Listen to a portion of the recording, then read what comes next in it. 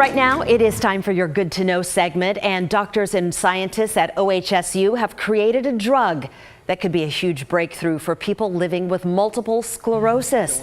Now, people with MS suffer nerve damage when the protective barrier around their nerves deteriorates. Doctors tested this new drug on mice. Not only did it stop the breakdown of that barrier, in some cases it reversed the damage. An MS patient diagnosed back in 1995 says this could be a game changer.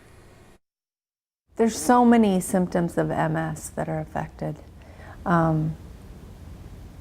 Cognition, heat sensitivity, mobility, speech, eyesight, dexterity in your hands. Any of those things, if you got just a little bit of that back, would be remarkable. Now, this new drug has a ways to go yet before it hits the market. There will be human trials, and then the FDA needs to approve it. Wow. That is your Good to Know segment.